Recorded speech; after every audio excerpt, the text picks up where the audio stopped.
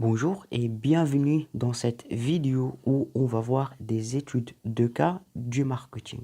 Donc, on va voir exactement trois études de cas ou bien trois entreprises avec des réponses. Donc, je vais essayer de vous donner la solution et en même temps, je vais vous expliquer comment on a fait pour trouver la réponse. D'accord?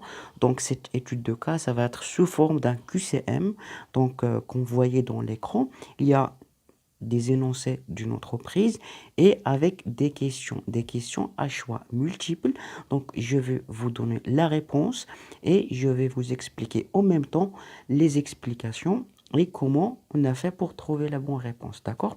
Donc, on va commencer avec la première entreprise. Donc, la première énoncée dit une société japonaise X internationale produit du matériel aéronautique pour les industriels, d'accord? Et les avions pour les particuliers, d'accord? Et participe dans la réalisation de la commande publique de son pays. Il détient 55% de part marché national. À l'étranger, il essaie toujours d'atteindre la première place grâce à des investissements continus en ressources de développement pour minimiser ses prix et optimiser sa production, malgré la concurrence acharnée qui caractérise le secteur et les exigences des clients. Donc, c'est ça l'énoncé de l'entreprise. Donc, on va commencer avec les questions. Donc, première question dit, le marché de l'entreprise est donc industriel, commercial et public, de consommation, public ou bien aucune des réponses. Donc, la réponse juste, c'est industriel et de consommation et public. Pourquoi? Pourquoi? Parce que c'est une entreprise qui, comme on a vu dans les énoncés, donc, euh, produit du matériel aéronautique pour les industries. Donc, immédiatement, c'est de l'industrie. Pourquoi c'est une entreprise euh, de consommation? Parce que, comme on a déjà vu dans les énoncés, il produit des avions pour les particuliers. Les avions pour les particuliers, donc, ces particuliers ils achètent des avions pour leurs euh, propres besoins personnels, donc de consommation. Pourquoi aussi il a un marché public? Parce que ils ont indiqué dans l'énoncé que il produit des avions pour l'État. C'est le marché public, d'accord? Deuxième question dit sur le marché étranger, l'entreprise est leader, suiveur, challenger, spécialiste ou bien aucune réponse. La réponse juste c'est challenger. Pourquoi? Parce que comme vous avez vu dans l'énoncé, ils disent que à l'étranger, il essaie toujours d'atteindre la première place. Donc, il essaie euh, toujours d'atteindre la première place. Cela signifie que l'entreprise n'occupe pas la première place. Donc, peut-être les deuxième, troisième, quatrième, mais il essaie toujours de d'être la première du marché. Donc, la réponse juste, c'est challenger. D'accord? La troisième question dit la stratégie d'entreprise à l'étranger est offensive, de pérennité, la défense de position ou bien aucune réponse. La réponse juste, c'est offensif. Donc la stratégie offensive, ça consiste d'attaquer le leader et de gagner toujours des parts de marché. D'accord? Stratégie de pérennité, ça signifie, c'est juste une stratégie de survie qui permet à l'entreprise de survie.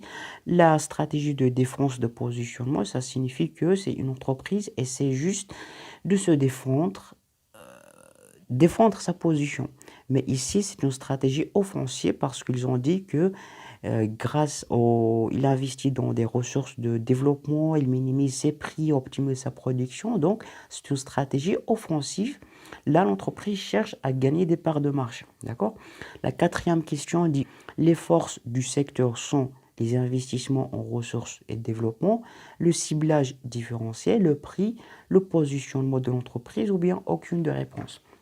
La réponse juste, c'est A. Les investissements en ressources et développement. Pourquoi? Parce que dans les énoncés, ils ont dit que l'entreprise, grâce à des investissements continus en ressources et développement, il essaie d'être le numéro un.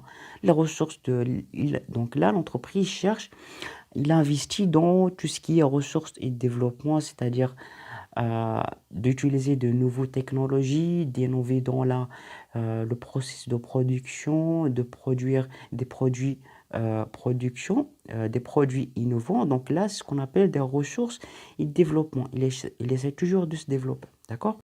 Donc la cinquième question dit les faiblesses de marché sont la concurrence, le pouvoir de négociation du client élevé, le pouvoir de négociation du fournisseur élevé, l'absence des biens de substitution ou bien aucune de réponse. La réponse juste c'est la concurrence et le pouvoir de négociation du client élevé. Pourquoi? Parce que dans les énoncés, ils ont dit que si vous voyez, malgré la concurrence acharnée, ça signifie qu'il y a une concurrence qui est beaucoup sur ce marché. D'accord? Et aussi, les forces et aussi les faiblesses du marché, c'est le pouvoir de négociation du client élevé parce qu'ils ont dit dans les énoncés, c'est que il essaie toujours d'optimiser sa production et minimiser le coût pour répondre aux exigences du client. D'accord? Donc, ils ont dit, deuxième partie, ils disent que constatant l'accroissement de la demande sur sa production au Japon, l'entreprise a développé sa capacité de production et changé le design de ses avions. Donc, voilà. Sixième question dit, la stratégie d'entreprise entre dans le cadre du marketing social, du marketing relationnel, de la GRC, du positionnement, aucune réponse. La réponse juste, c'est positionnement. Donc, ils ont dit que la demande a accru dans le marché local qui est le Japon. L'entreprise a développé sa capacité de production et il a changé le design de ses avions. Donc, quand il a changé le design de ses avions, donc là, il cherche de se positionner. C'est une stratégie de positionnement par rapport aux autres concurrents, positionnement de design. D'accord? La septième question dit la stratégie de l'entreprise au Japon est contre-offensive, de spécialisation, attaque les autres en concurrent, de défense avant-poste ou bien aucune réponse.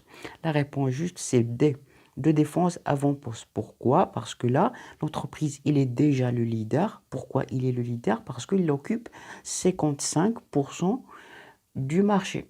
C'est ce qu'ils ont dit dans les énoncés. Il a donc 55% du marché, c'est une entreprise leader. Qu'est-ce qu'il va faire quand la demande accroître?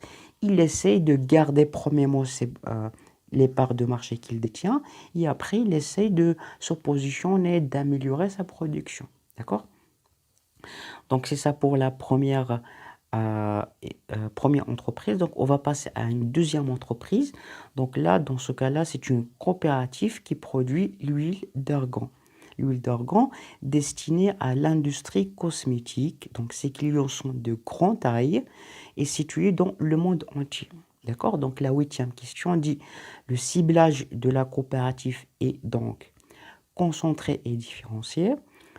Différencier, indifférencié, concentré ou bien aucune des réponses. La réponse juste, c'est concentré.